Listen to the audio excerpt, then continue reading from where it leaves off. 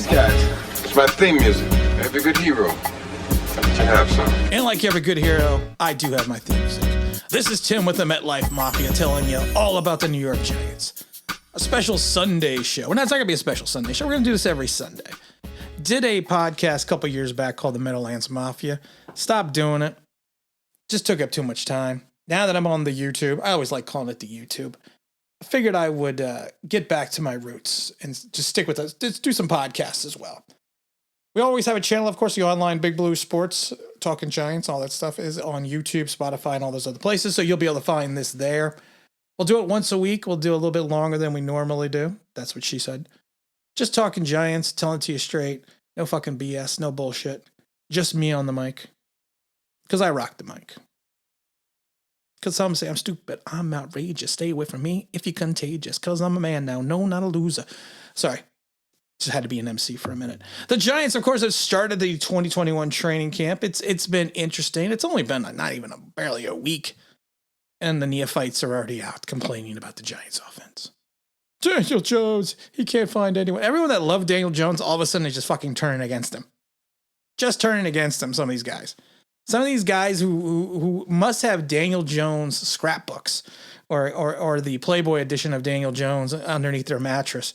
All of a sudden they're just like, well, he can't hit Kenny G in the open field. You know, he needs to have extra practice. What's going on here? The Giants offense looks terrible. You go on Twitter sphere, it looks like it just threw up. Giants offense sucks.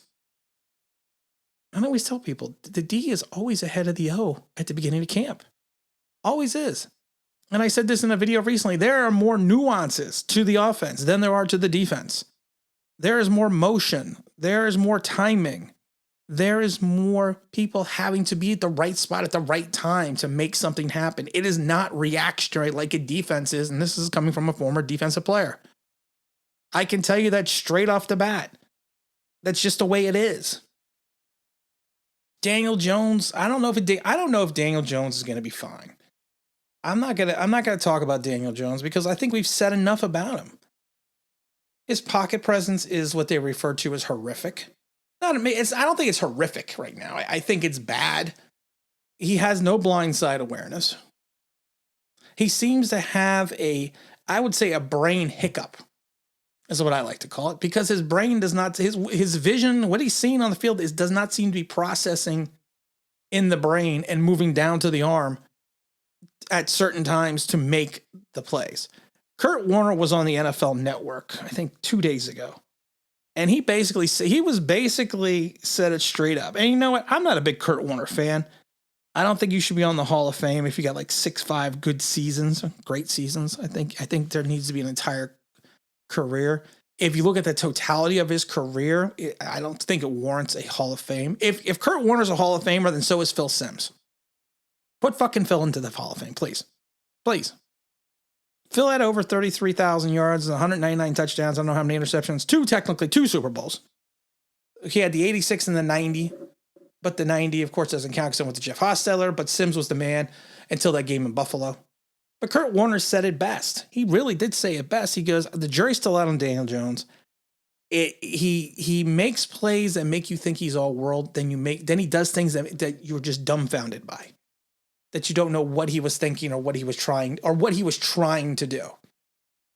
And he even said that Daniel Jones at times makes mistakes that you would think a rookie would, and you scratch your head and say, like, why the hell did he just do that? And I'm not going to blame that he's been in. I love when people go, well, he's been in 3 offensive systems since he got into, since college. Yeah, well, you know what? Of course, when you go into college, you're going to be in a different offensive system than last year.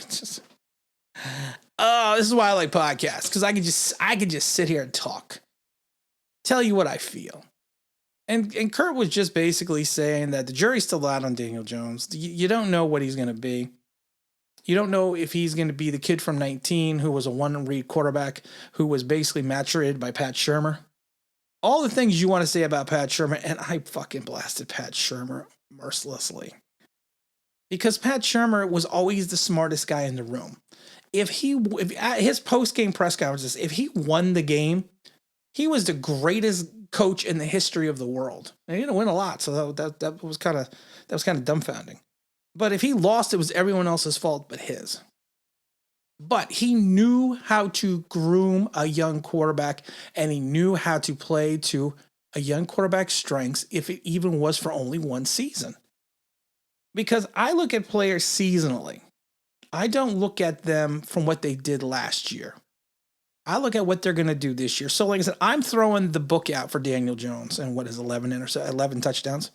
I'm throwing the book out. The book is clean. The book is empty. I went to Walmart and got an empty book. So the book is now fresh for Daniel Jones. But you can't sit there all of a sudden in camp and say, oh, he sucks. But a lot of it's not Daniel Jones. A lot of it's Jason Garrett sucks. But it's the same thing. Jason Garrett calls the plays the players need to execute. It's not that difficult. Well, it's difficult to do. I'm not going to say that, but I'm just saying as an understanding, it's not as difficult as you would think. It's really not. That's about the gist of it. So you can't blame Daniel Jones without blaming Jason Garrett, and you can't blame Jason Garrett without blaming Daniel Jones. It's a simpatico relationship. Breaking up my 25-cent words today. Yeah, I went to college. Tim's smart. He went to college. I think I went to college. I had 11 known concussions throughout my career. So I don't know if I went to college. I think I went to class. I think it was. Maybe it was recess I went to. Felt like recess. But you can't blame one without blaming the other. That's just the way it is. You really can't. But what you need to figure out is you need to figure out what Daniel Jones' strengths are. Daniel Jones, I love how Pro Football Focus said he has the best deep ball of all of the, one of the best deep balls in the NFL. Yeah, he threw the ball. And I love it because his comparison is like threw 13 deep passes to some people that threw 44 and 50. Yeah, okay.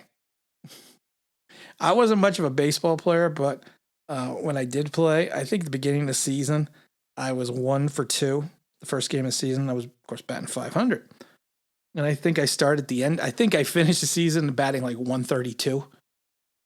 But I always tell people I did lead the team in ninth inning 2-out doubles on Thursdays in the month of October. Just throwing that out there. But you got to figure out what Daniel Jones' strengths are. You really do. Is he a deep ball passer? I would not say he's a great deep ball passer. He throws there's a difference between throwing a pretty ball and being a good deep ball passer. Eli Manning, from like 2008 to like 2011, maybe 14, threw a great deep pass, threw a great deep ball. And they're like, well, he was throwing the plexical barriers than Monty Toomer. Yeah, well, no, and he's throwing now to Kenny G and Darius Slayton and Sterling Shepard and Evan Ingram and Kyle Rudolph. So let's not even get into that. But he threw a great deep pass there, and like I said, but the other thing with Eli Manning is he also threw a lot of ducks. He threw a lot of short ducks. One thing I used to love about Eli Manning, especially early in his career, man, he couldn't throw a screen. He couldn't throw a screen to the running back coming out of the backfield. Or he couldn't even, or a short flare.